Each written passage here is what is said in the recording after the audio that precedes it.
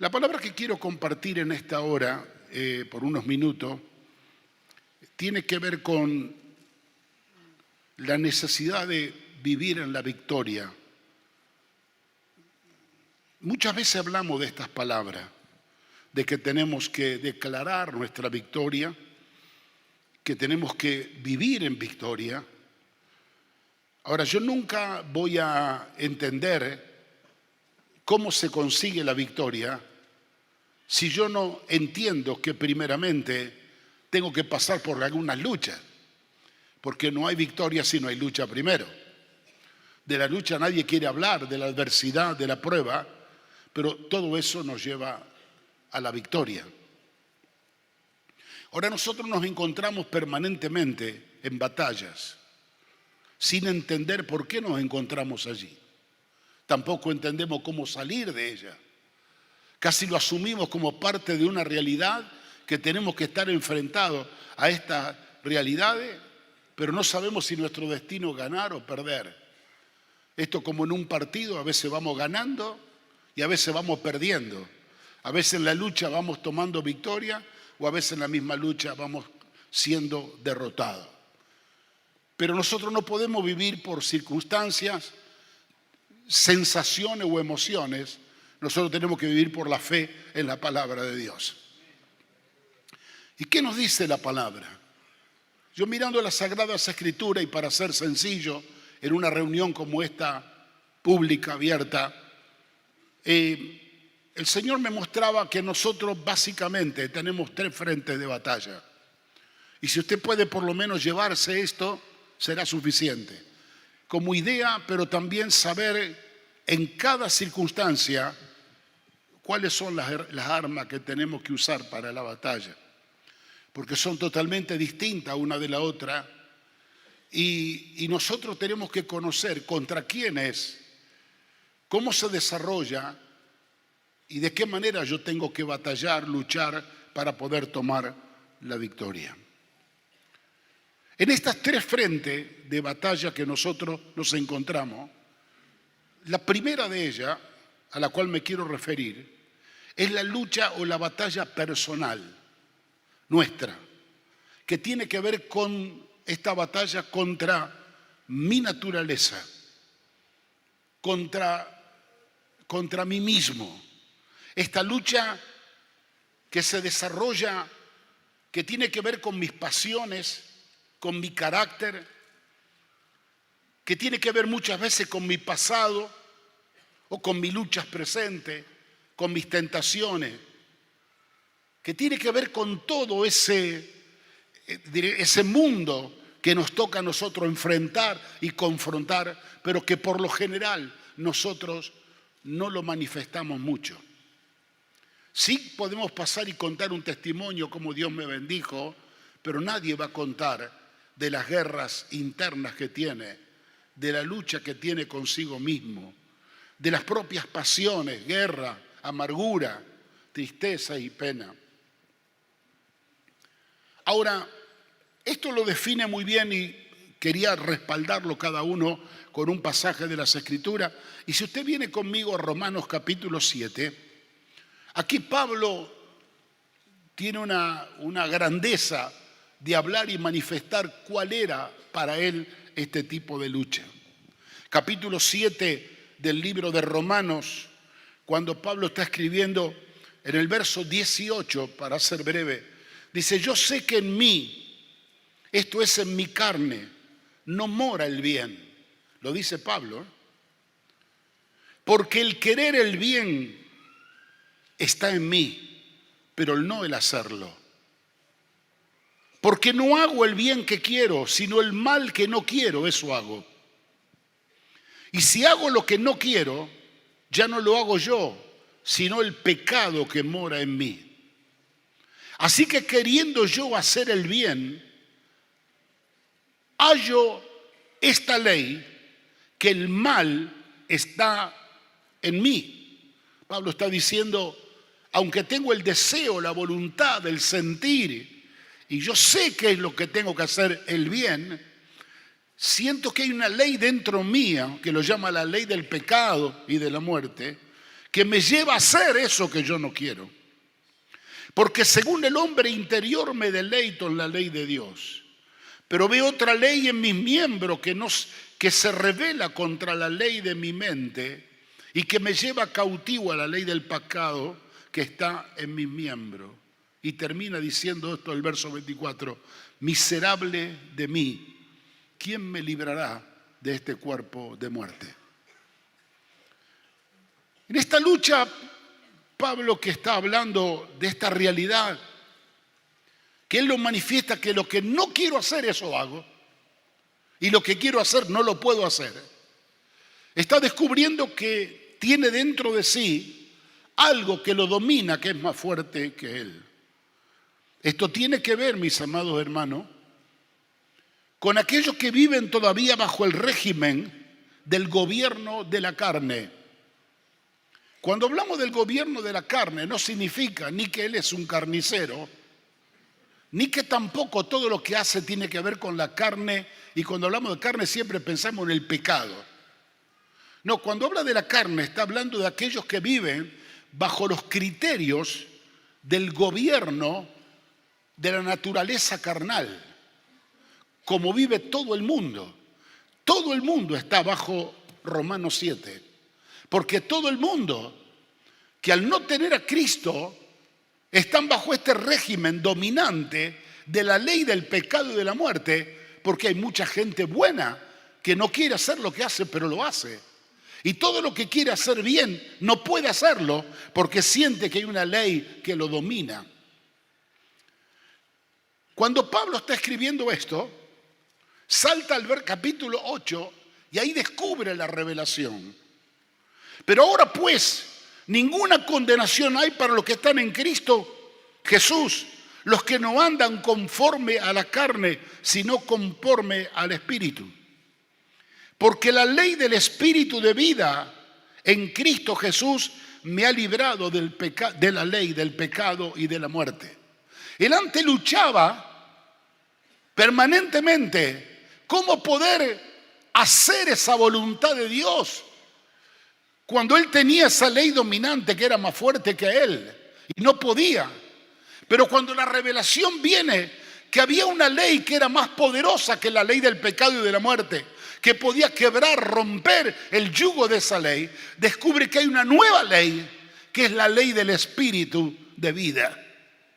Que cuando la ley del Espíritu de vida se manifiesta para aquellos que están en Cristo Jesús, dice que esa ley que actúa en nosotros, la del Espíritu de vida, es la que nos libra de la ley del pecado y de la muerte. Entonces, lo que yo no puedo vencer en la carne es el Espíritu de Dios, porque habla con mayúscula, es el Espíritu Santo de Dios que manifiesta un diseño de vida para nosotros que puede romper y quebrar ese yugo de esclavitud que la ley del pecado y de la muerte me tiene cautivo. Si nosotros leemos, por ejemplo, unos versículos más adelante, dice el verso 5, porque los que son de la carne, o sea, los que viven bajo el criterio de la carne, viven pensando en las cosas de la carne. A diferencia de aquellos que tienen al Espíritu Santo, piensan en las cosas del Espíritu. Entonces, esta batalla comienza a tener ahora un criterio distinto. Cuando antes yo era gobernado por la ley del pecado y de la muerte y estaba como Romanos 7, pero ahora en Romanos 8 se incorpora la ley del Espíritu de vida y ahora las cosas es diferente. Porque yo al tener el Espíritu pienso en las cosas del Espíritu, pero dice el verso 6, también me ocupo. Porque el ocuparse de la carne es muerte, pero el ocuparse del Espíritu es vida y paz. Dice que los designios de la carne son enemistad contra Dios, porque no se sujetan a la ley de Dios, ni tampoco pueden. O sea que yo no puedo dominar mi vida y sujetarla por mí mismo a la voluntad de Dios, porque no puede. los criterios de la carne, los criterios humanos que están bajo el gobierno de la naturaleza pecaminosa del hombre, no puede ni se sujeta a la ley de Dios. Tiene que venir una fuerza mayor, poderosa, que es la ley del Espíritu de vida, la que en nosotros nos da la autoridad y el poder de quebrar y romper ese yugo dominante. Dice el verso 9, mas vosotros no vivís según la carne, sino según el Espíritu, si es que el Espíritu de Dios mora en vosotros. Hay una serie de enseñanzas hermosas aquí que no voy a quedarme en este punto. Pero comienza a hablar luego en este capítulo todo lo que hace la ley del Espíritu de vida. Que cuando actúa el Espíritu de vida en nosotros, y toma el dominio y el control de nosotros, va haciendo morir el poder de la ley del pecado y de la muerte. El Espíritu de Dios en nosotros, dice el verso 11, que es el que se encarga de vivificar nuestros cuerpos mortales. La naturaleza carnal que está asociada con el pecado nos debilita, nos cansa, nos enferma. Pero la ley del Espíritu de vida, que es de Cristo, nos vivifica nuestros cuerpos mortales. Dice que también el versículo 15 del mismo capítulo, que el mismo Espíritu que nos da testimonio de que somos hijos de Dios y también somos herederos. Todo actúa a partir, y estamos hablando de la primera batalla, ¿con quién la tenemos? Con nosotros mismos. Hay esperanza de ganar esta batalla y de vivir en victoria en medio de esta guerra, claro que sí. No cuando luchamos nosotros con nuestros esfuerzos naturales. No cuando creemos que con nuestros criterios de experiencia, de conocimiento, vamos a batallar contra esta naturaleza carnal humana. No vamos a poder. Solamente cuando le demos lugar al Espíritu Santo de Dios, ese Espíritu de vida que tiene poder para debilitar la fuerza de la ley del pecado. Ella sí nos llevará. Esta ley del Espíritu de vida nos llevará a un nivel de triunfo y de victoria y poder anular toda aquella fortaleza que el pecado ha levantado en mi naturaleza humana, que me ha tenido amargado y afligido de no poder hacer lo que yo quiero ni lo que la voluntad de Dios quiere. Así que la respuesta sería, démosle lugar al Espíritu Santo, que tome dominio y control de nuestra vida. Pidámosle a Él que Él venga, démosle la rienda de nuestra vida. Y esas luchas van a terminar. O por lo pronto, en medio de la lucha vamos a tener la victoria en medio de esta batalla. Porque la victoria no va a ser mía con mi fuerza, va a ser por la fuerza del Espíritu de Dios. Amén, hermano. Segunda batalla, dije que 3 frentes se nos levantaban a nosotros. El segundo frente es la lucha o la batalla que tenemos contra el diablo, que lo dice claramente Efesios capítulo 6, versículo 12. Porque no tenemos lucha contra sangre y carne, sino contra principados, contra potestades, contra los gobernadores de las tinieblas de este siglo, contra huestes espirituales de maldad en las regiones celestes. Este versículo 12, un solo versículo, es revelador para demostrar que existe una batalla espiritual en la cual nosotros tenemos parte, porque dice la palabra que nosotros tenemos lucha, no contra carne y sangre, sino contra un sistema espiritual que está gobernado o dirigido por el diablo. Pero me llama la atención en la descripción que hace el apóstol Pablo de dónde y quiénes son estos que se producen en nuestros, diríamos, opresores que trabajan sobre nosotros. Está hablando de principados y potestades, niveles de autoridad espiritual muy fuerte y muy poderoso. Está hablando de gobernadores que viven en las tinieblas, o sea, fuerzas de gobierno que gobiernan sobre áreas espirituales. Huestes de maldad. Acá está hablando de cantidad de demonios que trabajan todo en el aire, en las regiones celestes.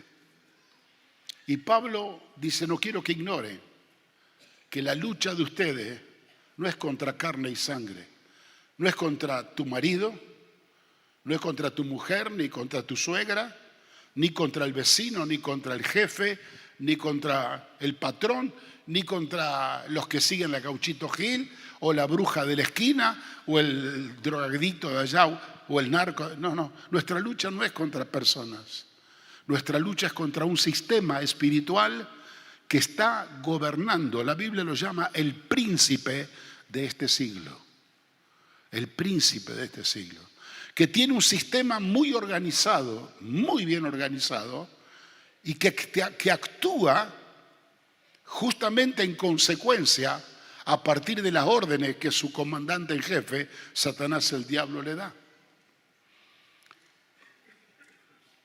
Si usted no lo sabía, sépalo, que hay naciones del mundo que los gobernantes están bajo el sometimiento y la autoridad de Satanás. Y todo lo que baja de ello, todo tiene que ver con influencia pro sistema satánico y contra el reino de Dios. Si bajamos y hablamos de los gobernadores, hay regiones en un país que cambian de una manera a otra con manifestaciones totalmente claras. ¿Qué es lo que actúa en cada región? Realmente muy, pero muy orquestado y dirigido hacia propósitos específicos. Por ejemplo, una nación como Haití en Latinoamérica, que es una nación que fue consagrada a Satanás. Ahí está la alta brujería más grande que usted se puede imaginar, pero es la nación más pobre, más miserable que pisa la tierra. Cuando usted baja a un país como el nuestro y usted mira cómo antes se usaba y hace un mapeo espiritual de cómo es nuestra región, usted se va a dar cuenta que hay zonas del país donde abunda la idolatría. Mira el norte. Hay zonas donde abunda la brujería y la hechicería. Son territorios. Hay zonas donde abunda la promiscuidad sexual o donde abundan manifestaciones de pecado que tienen que ver con violencia, que tienen que ver con alcoholismo, que tienen que ver con drogadicción a través de adicciones. Son gobernantes de regiones que así como nosotros vemos en el ámbito natural, fulano de tal gobierna esta área, o fulano de tal trabaja para tal cosa, manifestaciones de pecado, y gobierna esta área, arriba de ello hay una fuerza espiritual que lo domina a ellos. Ellos no pueden actuar por sí mismos si no tienen arriba una dirección y una fuerza espiritual que los maneja, que los conduce y que los usa para este propósito. Solamente conoceréis la verdad y la verdad los hará libre. Solamente cuando el poder del evangelio entra y rompe el yugo de esa atadura espiritual es que se le abren los ojos a esta gente. Y dice, ¿cómo yo estaba haciendo esto? No se daban cuenta porque estaban ellos enrolados en un sistema y en un ejército espiritual que no sabía para quién estaban trabajando. Y no trabajan para uno mayor, no, trabajan para el que gobierna las tinieblas. Esa lucha está totalmente manifestada. Ahora, ¿qué papel jugamos nosotros en esta lucha? Porque este es uno de los frentes de batalla que nos encontramos. Una de las cosas que lo dice la misma palabra en el verso 10. Mire lo que dice. Por esta causa de que nuestra lucha no es contra carne y sangre, dice verso 10, hermanos míos, fortalezcanse en el Señor y en el poder de su fuerza. O sea, la primera cosa o el primer remedio que el Señor me da, o la primera enseñanza que puedo ver acá, que yo en esta lucha no la voy a ganar ni con experiencia, ni por años, ni la voy a ganar por cansancio del otro. No. Yo lo voy a ganar cuando esté fortalecido en Dios. y en el poder de su fuerza. Por eso hay muchos hermanos en Cristo que pertenecen a nuestra familia de la fe, que viven más en el suelo, en el ring, que parados. Porque cada vez que el enemigo se levanta con algo, le dan un ñoque y lo voltean. Viven en los tumbos, porque están debilitados espiritualmente adentro. No tienen la fortaleza del Señor para hacer frente a todo este sistema que el enemigo ha levantado con nosotros. Entonces, el primer consejo para tomar es: fortalezcanse, hermanos, en el Señor y solo en el poder de su fuerza. No hay otro poder que pueda hacer frente al poder del enemigo. Segundo consejo que da, verso 11, dice: vístanse de toda la armadura de Dios. ¿Cuáles son la armadura de Dios? Todo lo que habla del versículo 13 en adelante. Habla del yelmo, del escudo, de la espada, toda esta simbología, pero que habla de una verdadera armadura espiritual que tenemos que vestirnos. ¿Y para qué tenemos que vestirnos si yo estoy fortalecido en el Señor? Dice: para poder estar firmes contra todas las acechanzas del diablo. Yo no solo necesito estar fuerte adentro, necesito vestirme con toda la armadura de Dios. Por eso dice el verso 13: por tanto, tomad toda la armadura de Dios para que podáis resistir en el día malo. No sé si es noticia para usted o no, pero ya estamos viviendo el día malo. Yo no puedo hablar si yo me miro al espejo, estoy encerrado en mi casa o acá en el templo y digo estoy viviendo el día malo. No, al contrario, estoy viviendo un día maravilloso porque mi Señor está conmigo. Él me guarda, me protege, me cuida, me provee. Yo estoy bien en el Señor. Pero solo basta mirar alrededor nuestro. Solo basta mirar las noticias y escuchar lo que pasa en el mundo. Nos vamos a dar cuenta, hermanos, que estamos viviendo en el día malo. El dolor, la desesperación de la gente, la angustia. Y esto no es cuestión. Mire, yo el último día que estuve en Los Ángeles, tuve toda la tarde del día lunes en el, le llaman el downtown, en el, como dicen los mexicanos, en el mero centro. Como si fuera aquí en la calle San Luis, Corrientes de Ríos. Todos los negocios mayoristas, todos negocios hermosos de todo tipo, que la gente va, 5 de la tarde. Usted no podía entrar al negocio. De la enorme cantidad de gente tirada en la vereda, familias enteras, poniendo carpitas, frazadas, tirado en el suelo, totalmente drogado, hasta no se imagina usted, madre, hijos, marido, y deambulando a los gritos, los drogadictos ya cargados de demonio o de borrachera, caminando por ahí, buscaban adelante nuestro, estábamos el pastor Javier, dice, mirá que está buscando eso. Estaba buscando a ver si podía sacar algo de una jeringa que habían tirado y a ver si podía también inyectarse.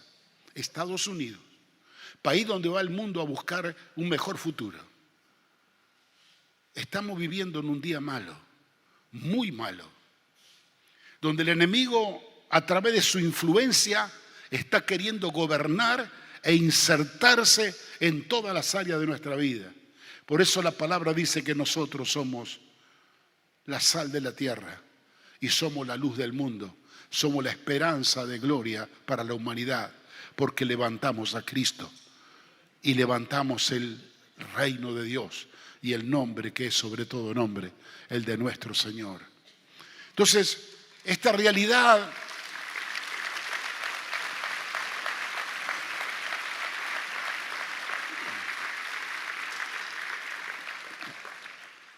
hermano, no podemos cerrar los ojos y no verla.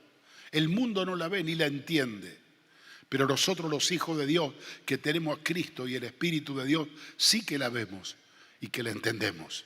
Por tal motivo estemos atentos a que como esta batalla es una realidad, vistámonos de toda la armadura, fortalezcámonos en el Señor, en el poder de su fuerza y al cargar toda la armadura podemos estar firmes contra todo el día malo que se ha levantado contra nosotros.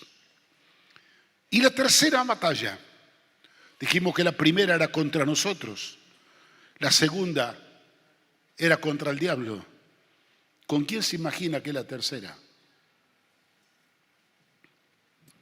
La tercera es contra Dios. Pastor, ¿qué está diciendo? ¿Qué herejía va a presentar? Venga conmigo a Mateo 26, por favor. No es que Dios está luchando con nosotros, ni nosotros luchamos con Dios, pero sí, de alguna manera, hay una batalla en nosotros contra algo que viene de Dios. No viene ni del diablo, ni viene de nuestra naturaleza carnal. Viene de parte de Dios, que tiene que ver con aceptar la voluntad de Dios agradable y perfecta y aceptar el propósito de Dios que está sobre nuestra vida. Contra eso nosotros luchamos. Jesús, cuando comenzó su ministerio a los 30 años aproximadamente, por 3 años desarrolló haciendo bienes a la gente, sanando, liberando, bendiciendo a las personas, sanando a los enfermos, y pensamos que todo eso era suficiente y ahí terminaba todo. Pero él sabía que había venido. Él sabía, y la Escritura lo revela, que él había venido con un propósito. Y este propósito era venir a redimir a la humanidad. Él sabía que su destino final era la muerte en la cruz, que tenía que morir como un malhechor, porque en su muerte y en su sangre derramada, él iba a traer perdón, remisión, limpieza de pecado y salvación para la humanidad. No había otro modo que el mundo pueda salvarse sino a través de alguien que pagara el precio y el rescate. Él sabía. Cuando llega a sus horas finales, dice que participa de la última cena con sus discípulos y comienza a anunciar por primera vez de qué muerte él iba a morir. Se lo revela a los discípulos. Y ahí donde se produce cuando Pedro le dice, no, que tal cosa no te acontezca. Y me dijo, antes que el gallo cante, tú me habrás negado 3 veces. El camino estaba preparado y la alfombra extendida para que él vaya a la cruz. Pero no se olvide que él estaba vestido de humanidad. Adentro era todo Dios, pero afuera era todo hombre. Había nacido de la Virgen María. Así que él sale de la reunión y se va al monte Getsemaní y le pide a los hermanos, a sus compañeros, discípulos, le dice, quédense conmigo y ayúdenme a orar. Así, no sé si lo entendieron o no, pero se quedaron un grupo y él tomó a 2 de sus colaboradores y se fue un poco más adelante. Y dice el versículo 37, que tomando a Pedro y a los 2, estoy leyendo en San Mateo 26, versículo 37, y tomando a Pedro y a 2 hijos de Zebedeo, comenzó a entristecerse y a angustiarse en gran manera. Y les dijo Jesús a estos 2 discípulos, mi alma está muy triste hasta la muerte, quedad aquí conmigo y velad. Por primera vez revela su estado de ánimo emocional, cómo se encontraba frente a una lucha que la estaba viviendo y peleando él solo, pero no contra el pecado como era Pablo, ni contra el infierno. La estaba luchando consigo mismo y con Dios, porque el Padre lo había avalado para que vaya y haga la voluntad de Dios, que era que él tenía que morir, presentarse como ofrenda sacrificial. Él iba a ser la representación cabal de aquel modelo que Abraham, cuando presentó a su hijo en sacrificio, a Isaac, que lo iba a matar, ¿se acuerda? Que Dios se lo pedía. Había llegado la hora que ya no era una representación, iba a ser una realidad. Y ahora no iba a haber nadie que gritara del cielo, no lo hagas, no lo hagas. Su hijo iba a morir por amor a nosotros, porque de tal manera amó Dios al mundo que dio a su hijo para que todo aquel que en él cree no se pierda, mas tenga vida eterna. Pero en su humanidad, dice la palabra, los evangelios, que mientras él oraba, su sudor eran como gotas de sangre que caían a la tierra por la gran presión que tenía él en esta lucha. Dice la palabra que él podía llamar a 12 legiones de ángeles, solo que él hablara, y venían en su auxilio y consumía todo, y él no moría. Sin embargo, él no quiso y escogió morir, no morir, para defender su cuerpo o cuidarse. Él prefirió morir porque sabía que en esa muerte todos nosotros íbamos a ser redimidos. Pero esa lucha era muy intensa. Él se fue solo a orar. Un poco más adelante, un tiro de piedra. Y dice que se arrodilló a orar y clamaba con intensidad. Y la oración de él era: Padre, pasa de mí esta copa, pero que no se haga mi voluntad sino la tuya. ¿Sabe qué estaba diciendo un criollo? Yo no puedo pasar esta copa, muy dura para mí, pero no quiero hacer mi voluntad. Lo que quiero hacer es tu voluntad, porque yo para esto he venido. No vine solo para sanar los enfermos, para hacer milagro y que todos me vean. No vine solamente para vencer al diablo en el desierto. Yo vine para hacer tu voluntad, y tu voluntad perfecta, que yo termine como el Cordero de Dios que viene a quitar el pecado del mundo, porque soy el Cordero que fui inmolado desde antes de la fundación del mundo.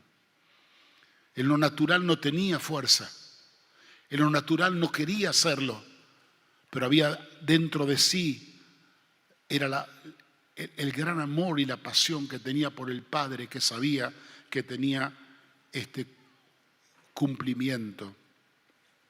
Cuando él llega a la cruz, y ahí en la cruz le clavan sus clavos en las manos y en los pies. Y un soldado romano, cuando lo veía que él clamaba y decía en idioma hebreo: Padre, Padre, ¿por qué me has desamparado?, sintió la lejanía de Dios, porque estabas cargando con el pecado tuyo y mío. Estabas cargando con el pecado de la humanidad.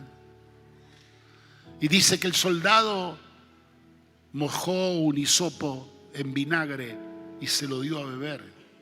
El que quería y necesitaba el agua le dio vinagre. Otro soldado vino y le clavó la lanza en el costado. Y esa sangre que fue derramada es la sangre que ha limpiado tus pecados y los míos. Pero ¿sabe? Cuando él estaba ahí en la cruz, él pronunció una frase hermosa. Lo primero que dijo: Padre, perdónalos, porque no saben lo que hacen. No imputen el pecado sobre ellos, porque ellos no sabían que Él venía a morir por amor a ellos. Pero dice la palabra que cuando ya fue herido en su costado, ya no tenía oxígeno no tenía sangre ni oxígeno. Él expresa la última palabra: consumado es. Lo dice Juan 19:30. El consumado es. En otras palabras, lo que estaba diciendo el Señor era: ya lo hice, ya terminé, aquí está mi victoria, el haber hecho tu voluntad.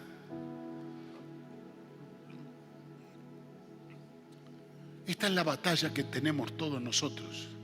Yo con esto no quiero decir que usted va a terminar en una cruz. Solo Cristo vino para redimirnos y morir por nosotros. Pero quiero decirte, no te voy a decir cuál será tu final, no lo sé. Pero si queremos tener la victoria de Cristo en esta lucha en la cual batallamos por hacer la voluntad de Dios, quiero decirte que la voluntad de Dios, o hacer la voluntad de Dios, duele. Y duele mucho. Porque mi Cristo, que estaba caminando en la perfecta y agradable voluntad de Dios, le confesó a sus compañeros: mi alma está muy triste hasta la muerte. Por eso usted va a pasar por algunas luchas que van a ser más fuertes que las personales contra el pecado, o las luchas que tenga contra los demonios, que es la lucha de rendir su vida a la voluntad de Dios. Y decirle: Dios, aquí estoy. No lo entiendo, no puedo, no tengo fuerzas, pero aquí estoy. Que así como Jesús lo esperó una cruz para él gritar: ya está, consumado es, he concluido lo que me mandaste. Yo en mi simbólica cruz, en el lugar de mi rendición, yo puedo decir: Señor, gracias que me ayudaste a llegar hasta el final. Y acá estoy, porque he aceptado y abrazado tu buena voluntad, agradable y perfecta. Y aunque me duele, pero sé que lo que tú me mandaste a hacer es bueno. Si es agradable para vos, es agradable para mí. ¿Entiende lo que digo, hermano? Entonces considere esto y téngalo presente. Estas 3 batallas o 3 enfrentamientos los vamos a tener nosotros permanentemente. Considerémoslo, metámonos en el conocimiento de la palabra, en la obra y en el poder del Espíritu Santo, para que lo que nosotros hagamos pueda terminar con un grito de victoria. Porque he vencido la carne, porque he vencido lo que el diablo me levantó, y porque vencí a lo más tremendo que Dios me estaba reclamando, que era rendirme a su voluntad. Y yo creo que sí, que vamos a tener tiempos de victoria para todo el pueblo de Dios.